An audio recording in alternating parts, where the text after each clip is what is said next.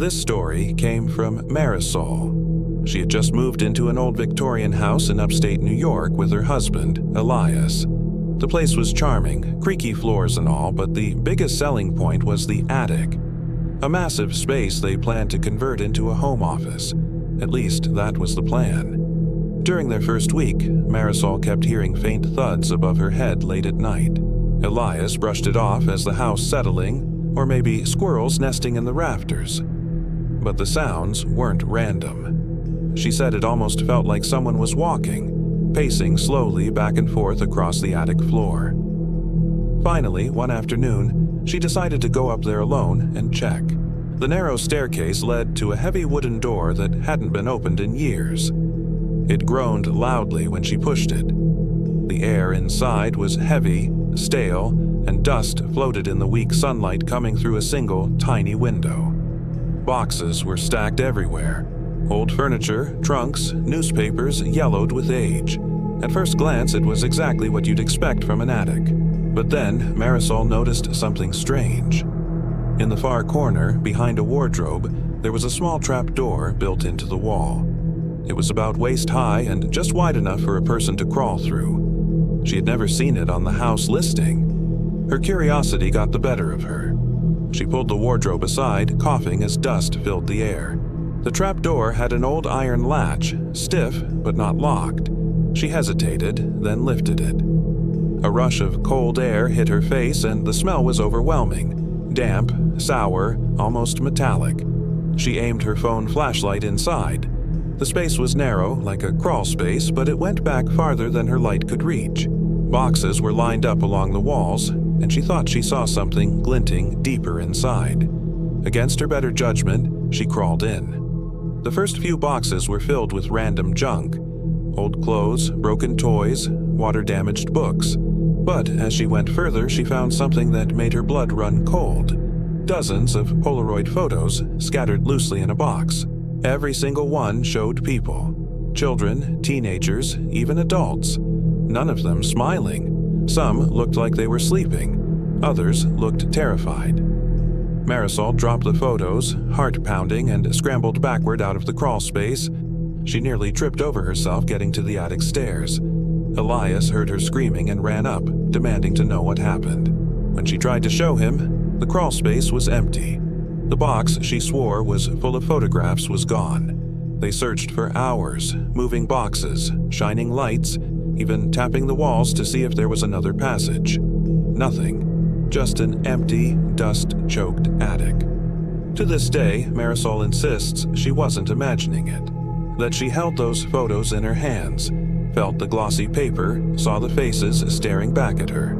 And sometimes, late at night when the house goes quiet, she swears she can hear the faint click of a camera shutter coming from above her head. This story came from Tariq. He was renting an old house outside of St. Louis with 2 college friends. It was cheap, the kind of place students take without asking too many questions. But from the first night, Tariq felt uneasy. The house creaked more than normal, and the attic hatch sat right in the hallway ceiling, directly above his bedroom door.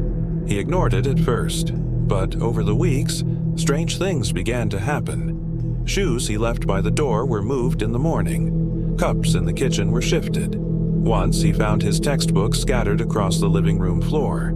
His roommates laughed, saying he was sleepwalking, but Tariq knew he wasn't. One night, he woke to the faint sound of scratching overhead. Not rats, not squirrels. It was slow, deliberate, like fingernails dragging along the wooden beams. He froze, listening. Then came a soft thud, as if something heavy had been dropped onto the attic floor. He wanted to believe it was his imagination, but the next day he noticed the hatch was slightly ajar. Terrified but determined, he decided to investigate.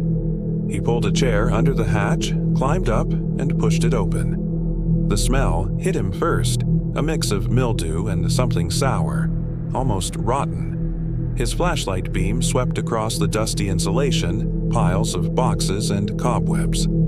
At first, it looked empty, but then he spotted a pile of blankets tucked against one wall. Moving closer, he realized they weren't just blankets. They were bedding. A thin mattress, stained sheets, empty water bottles, and food wrappers. Someone had been living there. Tariq's heart pounded as he noticed something else, a small notebook lying open on the mattress. Against his instincts, he picked it up. The pages were filled with shaky handwriting, lists of dates, times, and descriptions of his daily life, what clothes he wore, what time he left for class, when he came back, even notes about his roommates. He dropped the notebook in horror, backed away, and scrambled down the chair so fast it nearly tipped. He locked his bedroom door and didn't sleep that night. The next morning, he told his roommates everything. They laughed until he showed them the notebook. Then their faces went pale. They called the police. By the time officers came and searched the attic, the bedding and notebook were gone. Every trace that someone had been living up there had vanished. The cops said there wasn't much they could do without proof. Tariq moved out a week later, unable to stay in that house another night. To this day, he swears someone had been living above them, watching their every move. This story came from Marisol, who grew up in a small town in New Mexico. When she was 16, her family moved into an old adobe-style house that had been abandoned for years. It was cheap, and her parents thought it was a great opportunity. But from the first day, Marisol noticed the attic door. Unlike other houses, this attic had a full-size door at the top of a narrow staircase, always locked with a rusted padlock. Her dad told her not to worry about it. The landlord said it was just storage. For weeks, nothing seemed unusual. But then, Marisol began hearing things at night. It started with soft thumps, like footsteps pacing back and forth overhead. Her parents brushed it off as the house settling. But she knew the difference. She could hear the weight of someone moving, slowly, deliberately. One night, she woke to the sound of whispering, faint, muffled voices, as if two people were talking right above her ceiling. She pressed her ear to the wall, heart racing. The words weren't clear, but the rhythm of conversation was undeniable. When she told her parents, they laughed nervously and said maybe she was dreaming. 2 weeks later, she came home from school early and found the attic door slightly open. The padlock was hanging loosely, as if it had been forced. Against her better judgment, Marisol pushed the door open and stepped inside. The attic was dim, dust floating in the narrow beam of sunlight from a cracked window.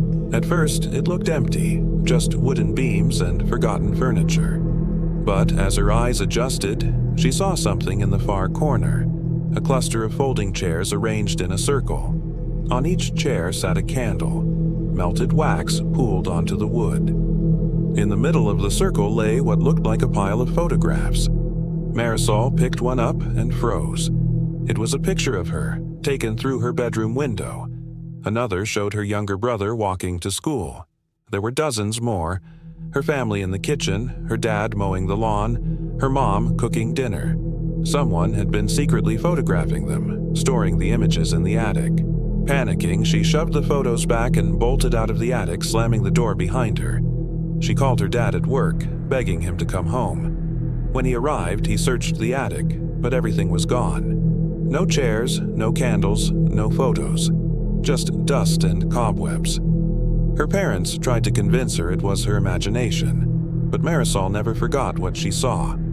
The whispers, the photos, the sense that someone had been watching them the whole time. Years later, long after they'd moved out, she stumbled across an article about that very house. The new tenants reported strange noises, missing belongings, and eventually discovered that a squatter had been living inside the attic, sneaking down at night. Marisol still shudders whenever she thinks about it. Not just the squatter, but the photos. Whoever was up there hadn't just been living in the attic. They had been obsessed with her family,